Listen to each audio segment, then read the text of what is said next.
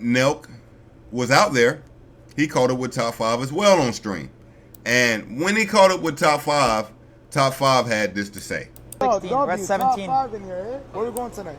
Let them know. That's a great question. There's no in the UK. There's like serious guys. We're not gonna come to us. No. They're not gonna come. We're safe. You can even show your address here. In America, Fuck. now listen. All right, I'm gonna go shower. I'll see you in a bit. W's. My dog. Throw some W's for the Milk Boys. Let's go. My dogs. Yo, I'm out of here. W's for top 5. Now, as soon as top five said what he said, bro was like, nigga, I'm out. You is tweaking. I ain't gonna lie to you, family. You want to know why this ain't gangster? Because the biggest gangsters in the world don't go to nobody else's space and just start disrespecting like that, just for no reason. That don't happen. That don't happen. Niggas got respect, gang. You ain't just finna touch down in another nigga land, disrespect them, and think they ain't gonna do nothing. We're at 17. Hold up. Serious guys. We're not gonna come. Okay, there's no killers in the UK. Well, family, unfortunately, top five got touched. We got a statement from Keep Six Solid, of course, a page essentially dedicated to keeping up with Toronto news. Top five survives an attempted hit on his life in London after suffering stab wounds to his neck. And this is saying as if it's multiple stab wounds. The Toronto rapper was talking to fans when a masked man ran by and stabbed him. Now, there was a fake video going around. Thank God top five is doing okay. All right. We have gotten word that he is not only in stable condition, but he's doing fine. DJ Akademiks did speak with top five. Let's check out what he had to say about the situation. It is the latest update we got. He has like a big laceration, you know. It was kind of deep. He lost a lot of blood. He went through surgery. He's gonna have full recovery. That's a fact. But it's gonna take a little while, you know. But yeah, I think he said it was like 17 inches. But you know, damn. But I ain't gonna lie, they for what it's worth, yes, somebody definitely went, you know, try to, you know. Told me he said he was at this after party spot. You know, he felt like people followed him, and he was taking a picture with a fan while he was going into the club. Because I asked him where his homies was at, and he's like, "Yo, I was with 20 people. I get to the spot. I get there earlier than them. I'm walking in the spot. I think they're already there. So really, I'm alone."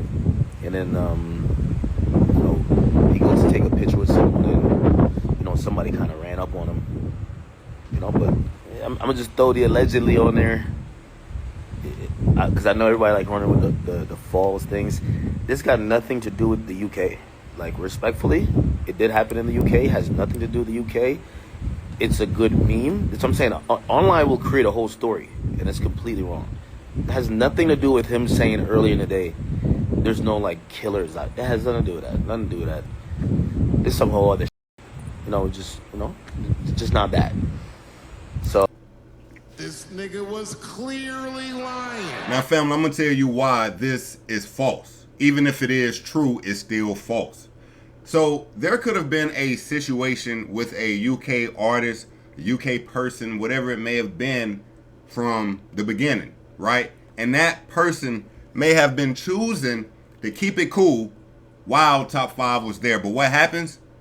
You antagonize someone and it makes them, you know, get more high alert on that situation. So what I mean, it may be a dude right now, maybe somebody like that owe you money.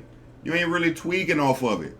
But now, if you hear about them saying, man, I owe that nigga money, he ain't shit, he ain't never getting his money back, nigga, you gonna hold up, you gonna turn from what you was to, you gonna be like, Nigga, what? You feel me? Like, you gonna turn up a little more. So I say that to say this. He's saying it was not a UK situation. It may have not had directly been a situation from top five saying what he said on stream, but what top five said on stream could have inspired whatever situation he had going on with that UK artist or UK person to go ahead and step up and do what he did, if you get what I'm saying. He was there from days. Like, there was nothing, no bad blood. Again, he's speaking he was there for days, but he didn't get there the first day, say what he said, and then it happened days later. He said what he said, and less than a day later, that happened.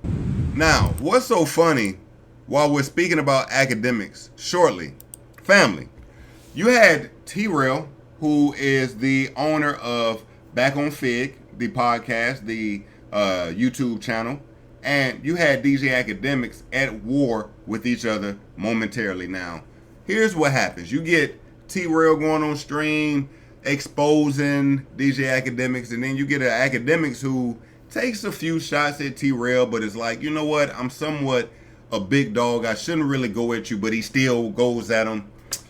You would expect Trell and this guy to see each other and maybe have some words, but guess what? This nigga was clearly lying. While DJ Akademiks has been on vacation, he ran into Trell and Turks. And let's see exactly what happens. All right. What we got?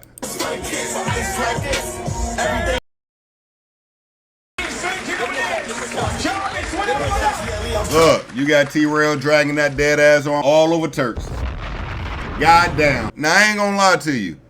This wouldn't be a moment for Akademiks to per se crash out, but the way Trell was talking, you would expect, you know what I'm saying, for him to stand on some type of business.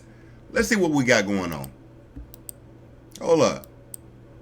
That nigga Akademiks getting this nigga a shot. Like, I ain't gonna lie to you, Trell. This low-key hoeing you. Like, if you in the spot and you got Big Act, he behind the DJ booth, he got the hookah, he got the hose, he popping bottles, and you pulling up, dragging that one weak ass arm trying to fix your shades and shit, like, nigga looking for a shot? Yo, T Street, you know what it is. Jarvis, what up? Let's go.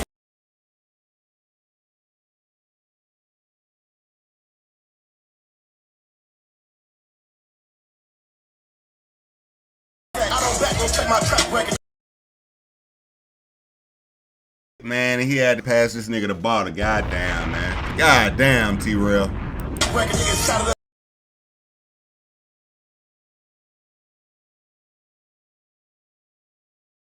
Nah, he trained that nigga like a little thotty. He ain't even get that nigga a cup. He told that nigga to open. Hey, look, open your mouth. Pause. Look. Open your mouth.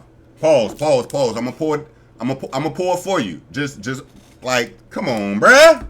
You going out like this, T? Really? Where I need some appetite. Now, I ain't gonna lie, family. You know what? I wasn't gonna make it a topic, but since he threw Shorty on the screen, we're gonna speak about this other situation. Gonna do, but you're not gonna show up on vacation with me, and nobody, and you posting pictures like you think you're by yourself. You didn't spend no money. I'm posting you whenever I want, nigga. Now, I got a problem with this. I do. Family, listen. We gotta keep it P. Okay? We all know, maybe back in the day, you was in a little situation, but you had another little situation, and you couldn't post that other little situation. That other little situation might have had their own situation. Both of y'all, you feel me? So you keeping it on the low. But what happens? Bro said he broke up with his. So since I broke up with mine, nigga, I'm putting everybody out there on Front Street. What? Come on, gang. He ain't respecting the game.